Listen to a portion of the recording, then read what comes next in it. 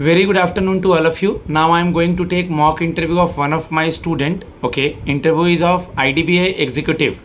Okay, just try to listen this mock. Language is not a barrier. My number is 7503235358. If you want to take mock interview, okay, text me on this number. I will grill you on each and every parameter like a final interview. Super 50 is famous for regulatory bodies and all types of interviews. Start beta. From may I come in? Yes, sir. May I come in, sir? Yes, please come.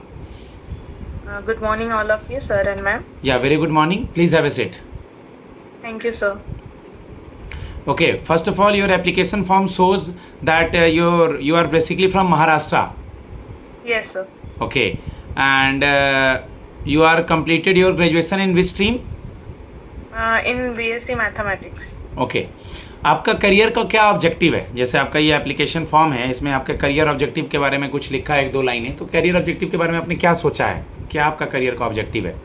Sir, career objective in sense अभी कि मैंने कि मैं अपना best दूँ, एक job अपने secure करूँ और उसी में थोड़ा हायर एजुकेशन मतलब हायर पोस्ट में अपने आप को देख सकती हूँ, क्योंकि मेरे पास कम्युनिकेशन स्किल मेरे अच्छे है और मैं इजीली कैप्चर कर लेती हूँ बिकॉज ऑफ मैं ट्रांसफ़र होता रहता है मेरा, तो मेरे पास एक स्ट्रॉन्ग पॉइंट है कि मैं इजीली एडजस्टेबल हो जाती हूँ और कम्युनिकेट इजीली कर देती हूँ किसी भी पर्सन के साथ। गुड। पढ़ाई के अलावा कुछ एक्स्ट्रा करिकुलम एक्टिविटीज़ भी किया है क्या आपने अपने लाइफ में अभी तक? सर, एक्स्ट्रा करिकुलम एक्टिविटीज सिर्फ डूइंग जुम्बा मुझे अच्छी लगती है करना। मतलब मैं उसमें खुश होती हूँ वो ज्वाइन करके एज अ मीन्स मेरा रिलीफ स्ट्रेस रिलीफ होता है, मतलब मुझे अच्छा लगता है, मन से खुश होती हूँ कि कुछ ना कुछ मैं कर रही हूँ। आपके सॉफ्ट स्किल्स क्या हैं? सॉफ्ट स्किल सर मेरा मुझे बेसिक्स ऑफ कंप्यूटर्स आते हैं और ठीक है, आपने बोला आपको बेसिक्स ऑफ कंप्यूटर आते हैं। आजकल बैंकिंग के इंडस्ट्री में डिजिटल हैकिंग बहुत हो रहा है, तो आपको IDBI एग्जीक्यूटिव संडे को एक सेमिनार देना है कुछ लोगों को, उनको डिजिटल हैकिंग से बचने के लिए समझाना है। गांव के लोग हैं, मिक्स्ड हैं सारे लोग, उनको बताना है।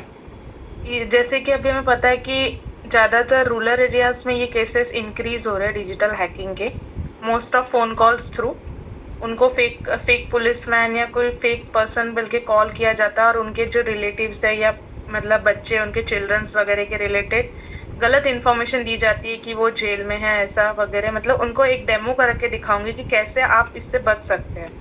इवन आप पहले अपने रिलेटिव को कंफर्म करें कॉल करके कि कुछ आपके साथ हुआ है कि नहीं, अगर वो आपके पास है तो वो तो आपको पता ही चल जाएगा कि फ्रॉड कॉल है। पर आजकल रूरल एरिया में ऐसे हो कि ओल्डर पीपल्स ज़्यादा इस डिजिटल अरेस्ट हैक के टारगेट हो रहे हैं, क्योंकि उनको उतना नॉलेज नहीं होता है, वो सोचते हैं, वो घबरा जाते हैं पहले वो रूरल एरिया में, तो उनके साथ सब अच्छे से उनको समझाएंगे। एक दो चीज़ ऐड कर सकती हैं आप कि किसी भी लिंक पे, अनजान लिंक पे क्लिक ना करें, अपना कोई OTP शेयर ना करें। अचानक से आपको कॉल करके कहता है कि आपकी लॉटरी निकली है, आपको हम इतना पैसा ट्रांसफ़र करेंगे, एक OTP जा रहा है, बताएं। तो इस तरह की चीज़ों को समझाएंगे उनको, ठीक है बेटा? Yes sir. ओके, अभी IDBI के अलावा कुछ नेशनलाइज बैंकों का नाम बताइए। IDBI नेशनलाइज बैंक है या नहीं? ऐसा है ना। IDBI तो नेशनलाइज बैंक नहीं है ना बेटा। IDBI को नेशनलाइज शेड्यूल कमर्शियल बैंक है, पर अभी वो प्राइवेटाइज हो गया है। IDBI नेशनलाइज बैंक नहीं कहते हैं ना, क्योंकि 1969 में जो 14 बैंकों का नेशनलाइजेशन हुआ था और 1980 में उसमें IDBI नहीं आया था, ये 1964 में आया। बाद में आपका फिर 2004 से कस्टमर डीलिंग करने लगा, बट इसको नेशनलाइज बैंक नहीं कहा जाता। स्टेट बैंक ऑफ इंडिया को हम लोग नेशनलाइज बैंक नहीं कहते हैं, क्या कहते हैं? सर, वो स्टेट बैंक को बिकॉज वो पार्लियामेंट एक्ट में ये हुआ था तो उनको नेशनलाइजेशन नहीं बोला जाता, क्योंकि इंपेरियल बैंक पहले उनका नाम था। तो 1955 में पार्लियामेंट एक्ट के थ्रू SBI बैंक को as a schedule commercial bank का दर्जा दिया गया था। गुड। अभी SBI के नए चेयरमैन कौन है? सर, नए चेयरमैन मिस्टर CS सेट्टी है। ठीक है, आप मुझे बता दीजिए कि आपने सुना होगा NPA के बारे में, नॉन परफॉर्मिंग एसेट्स के बारे में। Yes sir. ये NPA क्या होता है?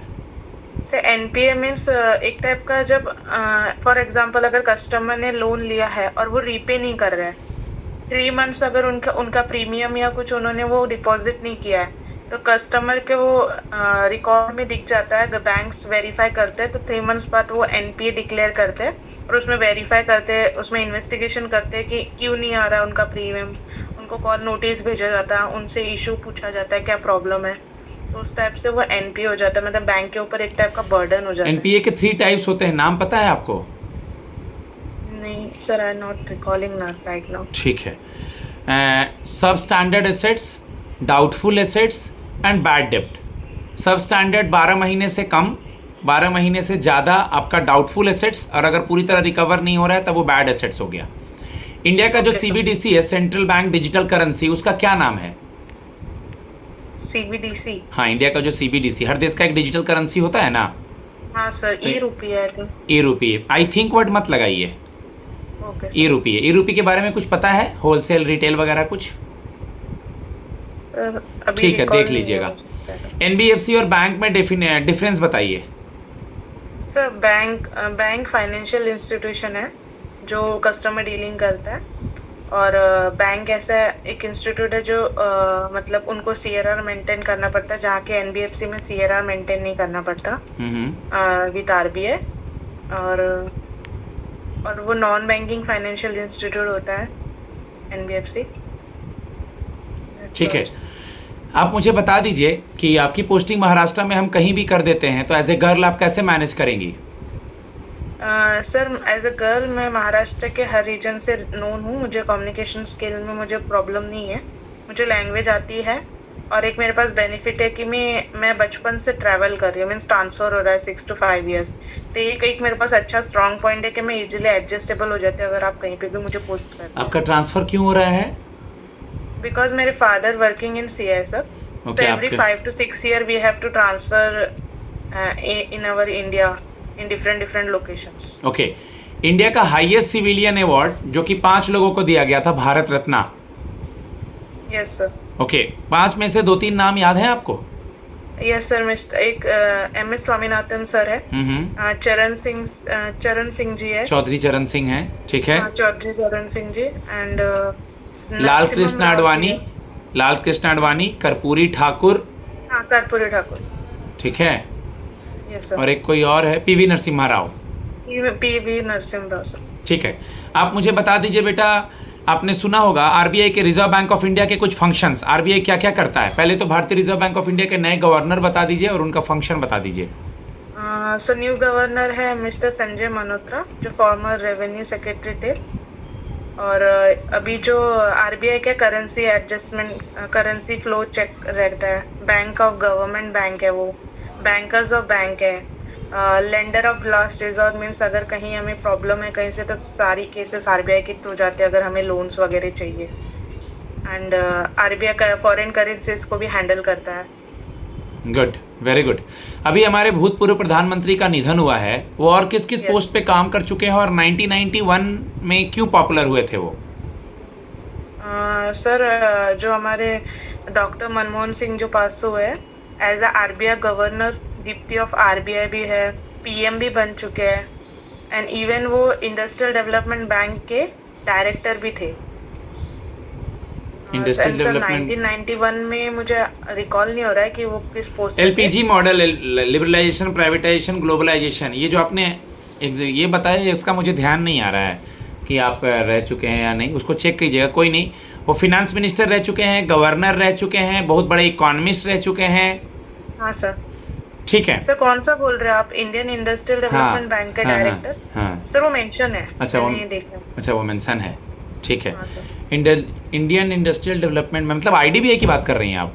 Yes sir. अच्छा अच्छा, ठीक है। अभी मैं कुछ समय पहले बैंकों का मर्जर किया गया और अभी बहुत सारे बैंक की मर्जर की बात भी होती है, तो मर्जर से बैंक को क्या बेनिफिट होता है? कंपनी के कैपिटल पे क्या बेनिफिट होता है बैंक के कैपिटल पे?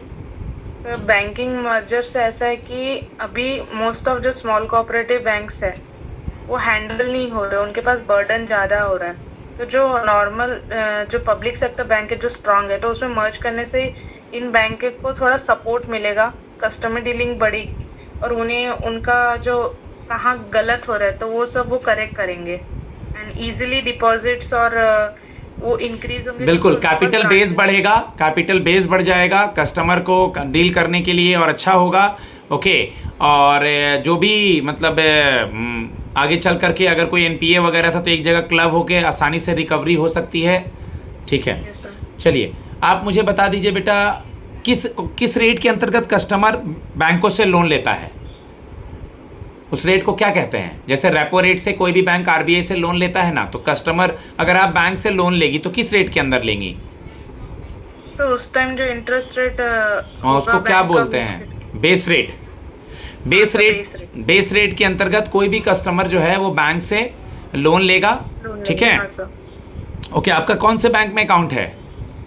सर मेरा SBI, state bank of India. SBI में ये अकाउंट है। कार्ड के पीछे सीवीवी 3 अंकों का होता है, सीवीवी का फुल फॉर्म क्या होता है? कार्ड वेरिफिकेशन वैल्यू है सर। ठीक है, card verification value. Okay sir. ठीक है, लास्ट सवाल, हम आपको यहाँ अगर सेलेक्ट कर लेते हैं, अभी आपके में डायनेमिक स्टूडेंट हैं, क्वालिटी भी है, तो आप ये जॉब छोड़ करके आगे चली जाएंगी या इसी में कंटिन्यू करेंगी? नहीं सर, एज अगर मैं अभी सेलेक्ट होती हूँ इसमें, तो इसमें मैं अपनी स्किल्स। कल को कहीं अच्छा जॉब हो जाता है तो? नहीं सर, मैं अपने आप को इसी ऑर्गेनाइजेशन में हायर पोजीशन में देखती हूँ, बेटर अपॉर्चुनिटी के लिए, और मैं इजीली स्किल कैप्चर कर लेती हूँ जिससे कि मैं आगे बढ़ सकूँ इस इंस्टीट्यूट। ओके गाइज, मैं अपने स्टूडेंट को फीडबैक देता हूँ, राउंड अबाउट वहाँ 8 मिनट 9 मिनट 10 मिनट के करीब होगा, ये 12 मिनट का हो चुका है। आप लोग अपने डेली करंट अफेयर्स पे और जो चीज़ पढ़ रहे हैं उस पर भरोसा रखिए। इंट्रोडक्शन वही होगा, आईडीबीआई वही होगा, आपका गैप ईयर वही होगा, आपके सब्जेक्ट्स वही होंगे, थोड़ा बैंकिंग पे आपको कमांड करना है। ठीक है, और थोड़ा सिचुएशनल क्वेश्चन को बोल बोल के आईना के समय प्रैक्टिस करना है। तो किसी भी तरह की कोई भी दिक्कत होती है, आप ऑल ओवर इंडिया से कहीं से भी हैं, इस बार आईडीबीआई एग्जीक्यूटिव का इंटरव्यू कराने का इनका मेन मोटिव ये है कि ये लोग जज करेंगे बच्चों को कि बच्चा बहुत दिन बाद, कुछ दिन बाद चला जाता है, कहीं और स्विच कर जाता है, तो उससे चेक करेंगे इंटरव्यू लेकर के कि वो यहाँ रुकेगा नहीं रुकेगा, एज के अकॉर्डिंग क्या क्वालिटी है, क्या उसका रिक्वायरमेंट है, उसका जॉब हुआ है नहीं हुआ है। ओके गाइस, मेरा नंबर है 7503235358। Thanks a lot.